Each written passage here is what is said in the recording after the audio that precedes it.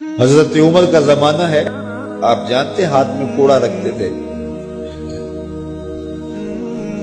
تو آپ جا رہے تھے، ایک شرابی تھا، ہاتھ میں اس نے بوتل شراب کی پکڑی تھی، گلی کا موڑ کاٹا اس نے تو آگے حضرت عمر نظر آئے۔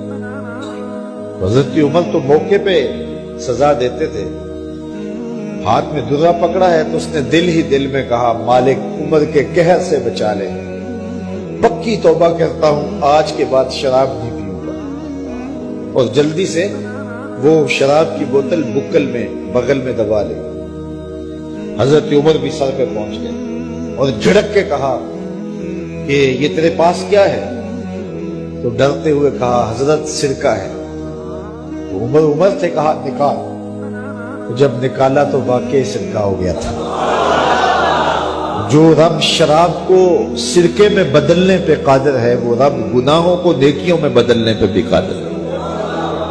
تو اس کے در پہ کوئی آئے تو صحیح، جھولی پھیلائے تو صحیح، ہم تو مائل بکرم ہیں، کوئی سائل ہی نہیں، راہ دکھلائیں کسے راہ روے منزل ہی نہیں۔ کوئی اس کی دہلیز پہ تو آئے، اس کی چوکھٹ پہ تو آئے، بلکہ اس کی رحمتیں تو بہانے ڈھونڈتی ہیں۔ بشر حافی ایک بہت بڑے شرابی تھے اور زندگی شراب کے نشے میں دھت گزرتی تھی۔ ایک دن گلی سے گزر رہے تھے، کاغذ کا ایک ٹکڑا دیکھا، اس پہ رب کا نام لکھا تھا۔ یار بندہ گناہ گار ہو بے ادب نہ ہو، گناہ گار ہو بے ادب نہ ہو۔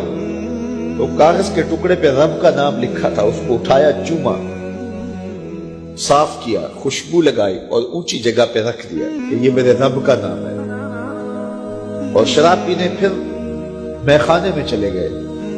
وقت کے ولی کو الہام ہوا، جا ڈھونڈ بشر کو اور میرا سلام دے اور اسے کہہ کہ تیرے رب نے تیرے سارے گناہ معاف کر دیے۔ نکلا، پوچھا بشر کون ہے؟ لوگوں نے کہا وہ تو بہت بڑا شرابی ہے۔ اللہ اکبر۔ گھر پوچھا، کہا وہ شراب خانے میں۔ شراب خانے میں پیچھے چلے گئے۔ وقت کا ولی اللہ شراب خانے کے دروازے پہ دستک دے رہا ہے۔ اندر سے آواز آئی، کون؟ نام بتایا، کہا میں بشر کو ملنا چاہتا ہوں۔ کہا وہ تو نشے میں دھت پڑا ہے۔ ساقی میخانہ نے کہا کہ وہ تو نشے میں دھت پڑا ہے، کہا اسے ملنے آیا ہوں۔ اس نے جا کے کہا کہ باہر تیرا کوئی مہمان ہے۔ تو بشر نشے میں ہی ڈولتا ہوا ننگے پاؤں دروازے پہ آیا۔ اللہ کا ولی کھڑا تھا، کہا کہ تیرے رب نے تجھے سلام بھیجا ہے، تو نے اس کے نام کی قدر کی تھی اور اس نے تیرے سارے گناہ معاف کر دیے۔ بشر حافی ننگے پاؤں تھے، اس وقت نشے میں تھے۔ نشہ شراب کا تھا، لیکن رب کا سلام آیا تو یہ نشہ اس سے بھی اوپر تھا۔ جھوم اٹھے اور کہا کہ میں اب رب کا سلام آیا ہے تو اب میں ننگے پاؤں تھا، اب ساری زندگی میں جوتا نہیں پہنوں گا۔ عربی میں حافی ننگے پاؤں والے کو کہتے ہیں۔ تو بشر حافی کو بشر حافی اس لیے کہتے ہیں کہ وہ ساری زندگی پھر برہنہ پا رہے، انہوں نے کبھی بھی جوتا نہیں پہنا تھا، زندگی بدل گئی، لیکن پاؤں میں جوتے نہیں پہنتے تھے کہ میرے رب کا سندیسہ جب میرے نام آیا تھا، میری جب تقدیر بدلی تھی، میرے رب نے جب مجھے محبت نامہ بھیجا تھا، مجھے سلام بھیجا تھا، پیغام بھیجا تھا، تو میرے پاؤں میں جوتا نہیں تھا۔ تو بشر حافی جوتا نہیں پہنتے تھے، تو رب نے کرم یہ کیا کہ بشر حافی نے گھر سے مسجد میں جانے کے لیے جو راستہ اختیار کرنا ہوتا تھا، اس راستے پر جانور گوبر نہیں کیا کرتے تھے، جانور نیت نہیں کیا کرتے تھے۔ یہ بشر حافی کی گزرگاہ ہے۔ ایک دن ایک شخص آیا تو جس راستے سے بشر حافی گزرتے تھے تو وہاں کسی جانور کا گوبر پڑا ہوا تھا۔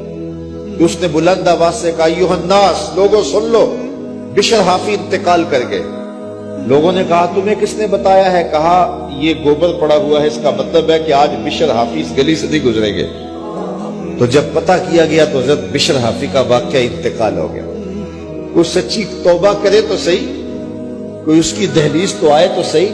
ہم تو مائل بکرم ہیں, کوئی سائل ہی نہیں, راہ دکھلائیں کسے راہ روے منزل ہی. کوئی جھولی تو پھیلائے وہ تو قریب ہے, اس کی تو رحمتیں آواز دے رہی ہیں, یا ایھا الانسان ما غرک بربک الکریم. او بھاگے ہوئے انسان, آجا پلٹ کے, تیرا رب بڑا قریب ہے.